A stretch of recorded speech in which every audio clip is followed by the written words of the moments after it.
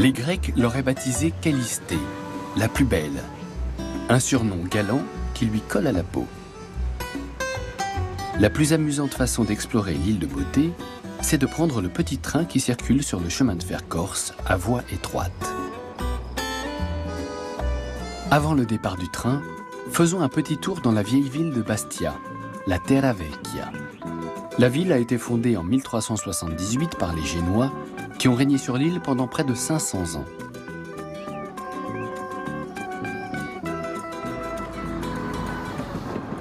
Le voyage commence sous le symbole corse par excellence, la tête de mort. Depuis 1762, première année d'une courte période d'indépendance de l'île, il est l'emblème de son autonomie. Un emblème bien énigmatique, entouré des légendes les plus variées.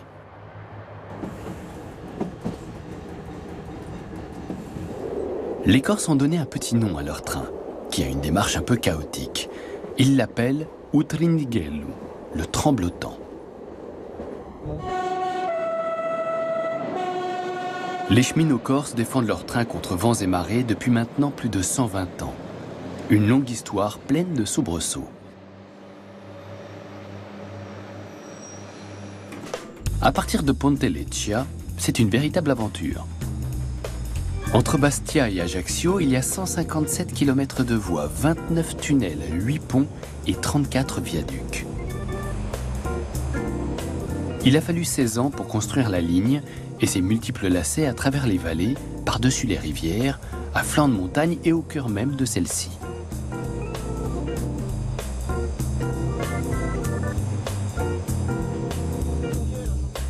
Le plus célèbre des Corses, Napoléon Bonaparte, a dit un jour « Je reconnaîtrai ma patrie à l'odeur. Genêt, lavande, myrte, genévrier. » Le maquis ou maquia, comme on dit localement, est peuplé de toutes sortes de créatures plus ou moins farouches. Elles se cachent dans les fourrés pour gambader à loisir ou sommeiller paisiblement à l'abri des regards et des fusils. Elles aussi semblent vivre selon la devise corse « patrie et liberté ». C'est en 1878 que le Parlement de Paris a promulgué la loi autorisant la construction du chemin de fer corse. En 1888, c'est-à-dire 10 ans plus tard, le premier tronçon était achevé. Un tracé de 73 km reliant Bastia à Corte. Partant au niveau de la mer, il arrive imperceptiblement à 436 mètres d'altitude. Corte, ou le cœur de la Corse. Seule fortification à l'intérieur des terres, la citadelle vient couronner la vieille ville qui se cramponne au flanc escarpé de la colline. Corte est aussi la capitale historique de l'île. Pendant la brève période d'indépendance entre 1755 et 1769, c'est d'ici que Pascal Paoli, le père de la nation, a régné sur la Corse. Après avoir arraché l'île aux Génois, il l'a dotée d'une constitution démocratique et a gratifié Corte d'une université. La vieille ville déroule ses rues sans phare, fière de ses 11 siècles passés. Les premières pierres de Corte ont en effet été posées au IXe siècle. La petite épicerie que nous découvrons n'est certes pas aussi vieille, mais avec ses 210 ans bien sonnés, elle n'en passe pas moins pour le magasin le plus vieux d'Europe. Ici, on trouve des produits pour la vie de tous les jours ainsi que des spécialités gastronomiques locales. Jambon de sanglier, fromage, vin, liqueur, des produits typiquement corses qu'on ne trouve pas forcément ailleurs. Le cœur de la Corse est le point de départ pour de nombreux divertissements. Après Corte, le train s'enfonce un peu plus encore dans les montagnes, faisant grimper avec lui le taux d'adrénaline de ses passagers.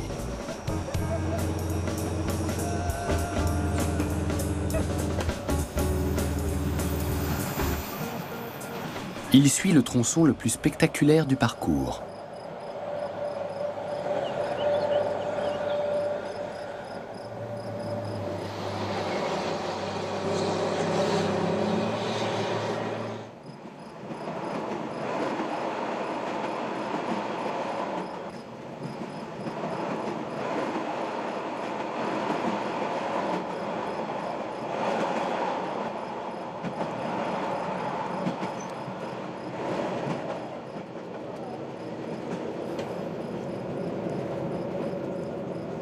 Pont, viaduc, galerie, nous atteignons à présent le point le plus haut de toute la ligne, le pont du Vecchio. une œuvre de Gustave Eiffel.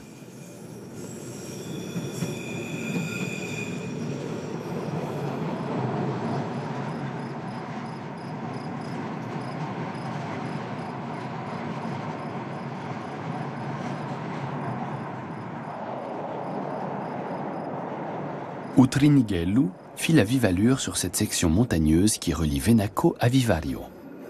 Ce n'est pas pour rien qu'on l'appelle le TGV corse, même si par TGV, on entend train à grande vibration. Mais ensuite, la voie est moins sinueuse et la rampe plus douce. Le train a désormais atteint la gare la plus haute de Corse, celle de Vitsavona, à 906 mètres d'altitude. C'est de là que part le sentier de grande randonnée numéro 20, le GR20.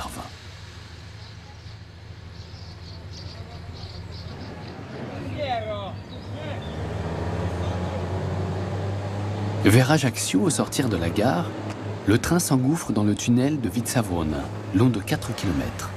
Tout en ligne droite, c'est le plus long tunnel ferroviaire à voie métrique de France. Ajaccio se trouve à l'ouest de l'île. C'est une ville animée, élégante, fière d'avoir vu naître Napoléon Bonaparte.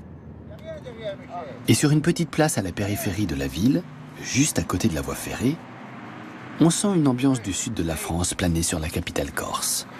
Ici, tous les jours à la même heure, on fête la fin de la journée de travail en jouant à la pétanque.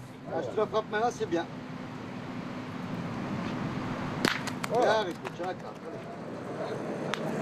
Peu après 20 h, le dernier train en provenance de Bastia arrive et se dirige vers la gare d'Ajaccio au centre-ville. C'est l'heure pour nous de prendre congé.